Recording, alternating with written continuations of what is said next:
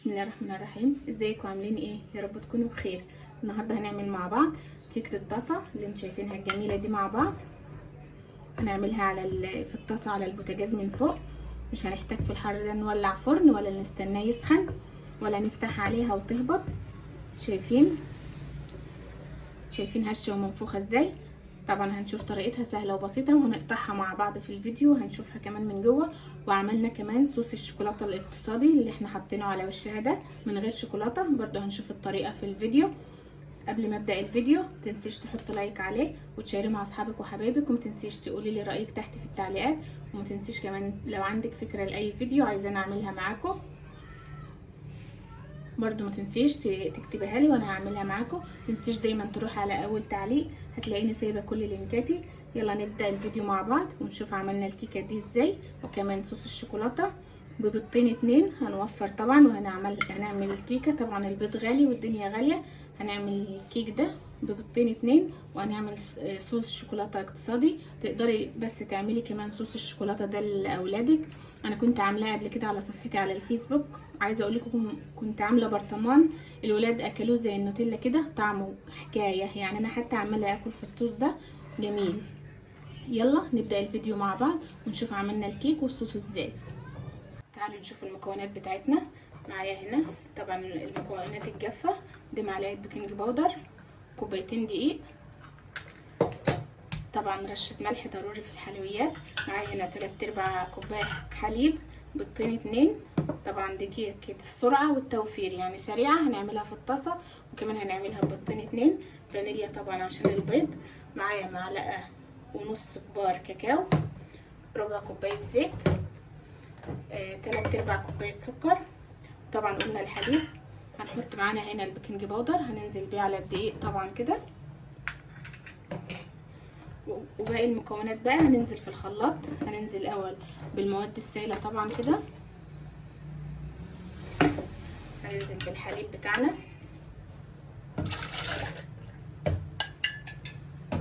والزيت والسكر والكاكاو، كل المكونات كده طبعا، والفانيليا. وكمان هنزل برشة خل عشان زفرت البيض، وكمان بتخلي الكيك لونه فاتح، بس ده طبعا بالكاكاو بس هي اساسي معايا.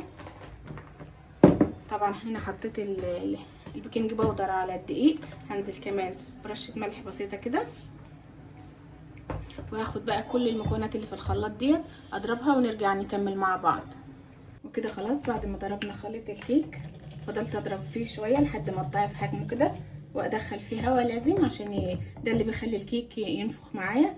هقلب بقى البيكنج باودر كده على الدقيق مع رشه الملح البسيطه اللي احنا حطيناها، وانزل بالخليط ده كله كده واخلط بالمضرب اليدوي بتاعي كده. وكده خلاص خلص معايا الكيك بكل سهوله. وكمان زي ما قلت لكم هنحطه في الطاسه على البوتاجاز من فوق، يعني مش هنحتاج نولع فرن في الحر ده ولا غلبه ولا حاجه. كده بعد ما قلبت الدقيق لازم اتاكد ان كله اختلط كده. شلت المضرب وجبت المعلقه كده، شايفين من تحت بالمعلقه بلاقي فيه دقيق لسه ما اختلطش في الجناب كده. بقلبه كويس كده كده.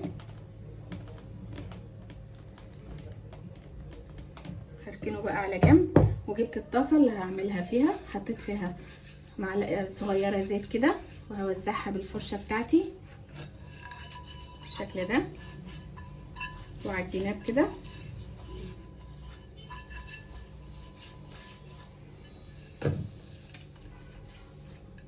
هنشيل بقى الفرشه وهنزل بقى بخليط الكيك كله في الطاسه كده.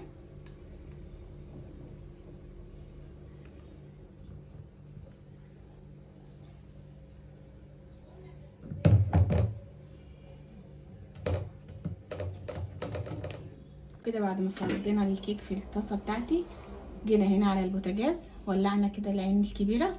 هنوطي بقى النار شعره كده زي ما انتم شايفين، وهنرفع الكيك عليه نسيبه على نار هاديه خالص، وهنجيب الغطا ونغطي عليه ونسيبه بقى يستوي. وعلى ما يستوي تعالوا بقى نعمل صوص شوكولاته جميل برضو وتحفه.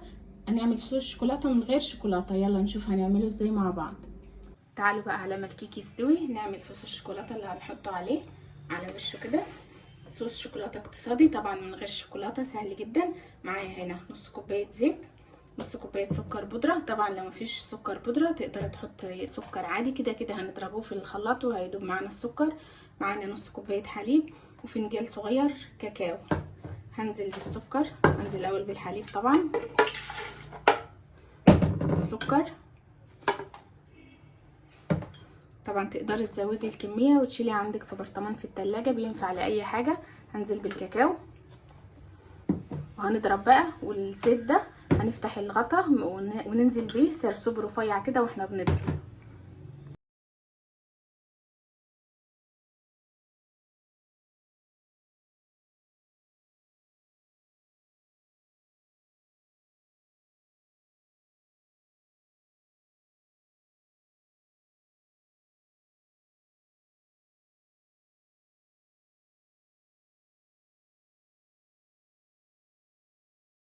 كده بعد ما ضربت شويه تعالوا نشوف القوام بتاعه.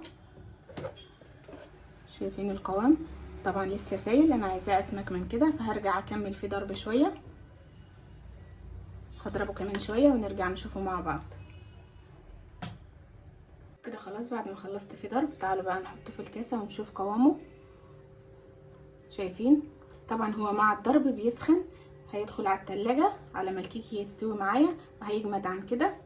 هنشوفه بقى ونشوف قوامه بعد ما يدخل على التلاجة ونحطه على وش الكيك في الاخر. طبعا زي ما قلت لك تقدري تزودي الكميه وتعملي منه. انا كنت عامله منه قبل كده برطمان، الولاد بياكلوه زي النوتيلا. تقدري تتحكمي في قوامه تخليه اتقل من كده لو زودتي الزيت. طبعا زي ما شفتي حطيت الزيت انا كده سرسوب رفيع عشان القوام يجمد كده. هدخله بقى على التلاجة ونستنى الكيك لما يجهز ونرجع نحطه على وش الكيك ونشوف النهايه مع بعض. وكده خلاص استوى معايا الكيك. شايفين هش ازاي؟ تعالوا نعمل له اختبار كده. هنحط السكينه فيه تطلع نضيفه كده، يبقى هو استوى معايا من جوه. هناخده بقى نحطه في الطبق ونحط عليه صوص الشوكولاته دلوقتي. كده حطينا الكيك بتاعنا في الطبق. شايفين مستوي وهش ازاي؟ هننزل بقى بصوص الشوكولاته. طبعا شايفين جامد ازاي قوامه، هو قاعد بس ما كملش 10 دقايق في التلاجة. هننزل بيه بقى كده على وش الكيك بتاعنا. شايفين قوامه عامل ازاي؟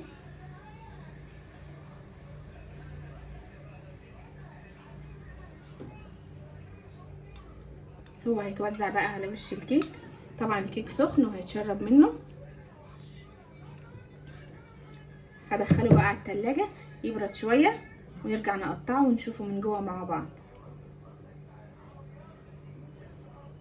كده بعد ما دخلت الكيك بتاع التلاجة شويه عشان الصوص يجمد عليها، تعالوا بقى نقطعها كده ونشوفها من جوه ونشوف الصوص. تعالوا نقطع مع بعض كده.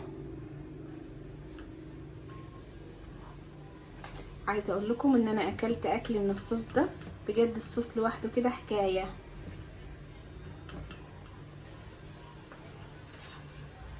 هنشيل بقى كده ونشوف الكيك.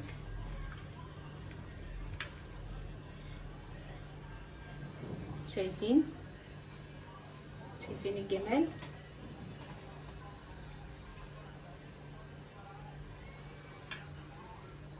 كده قطعنا الكيك مع بعض. شايفين الصوص سايح ازاي؟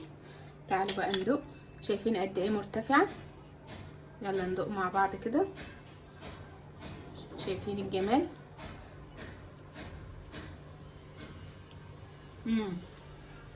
تحفه، جامده اقسم بالله، جامده بس بجد جميله. الكيك نفسه من غير الصوص، من غير صوص الشوكولاته جميل بجد. بنصحكم تجربوها، جامده من الاخر. ممكن تعملي الكيك من غير الصوص كمان لو مش حابه. ممكن تعملي الصوص لوحده تستخدميه في تزيين اي كيك انت حباه. كده اكون خلصت الفيديو بتاعي النهارده. يا رب يكون عاجبكم. انا عن نفسي عاجبني الكيك بتاع النهارده جدا جدا، وزي ما قلت لكم بنصحكم تعملوه في السهره حتى وانتوا قاعدين لاولادكم، لان زي ما قلت لكم احنا بنعملوه على البوتاجاز. عادي اعمليه في السهره وانت قاعده، ممكن يبقى الفطار الصبح، يبقى صحيتي عندك في الفطار جاهز، قطعه زي ديت كده الصبح بكوبايه شاي بلبن او كوبايه شاي الصبح كده، هتفطري او هتفطري جوزك او ولادك. يا رب يكون الفيديو بتاعي خفيف على قلوبكم وتكونوا استفدتوا بيه، ويا رب تجربوا الوصفه الجميله دي، واللي منكم تجربها ما تنساش تقولي رايها، وان شاء الله من ايدكم تطلع احسن واحسن. وكده اكون خلصت الفيديو بتاع النهارده. ما تنسوش اللايك هو الدعم بتاعي، ما تنسوهوش. وسلام.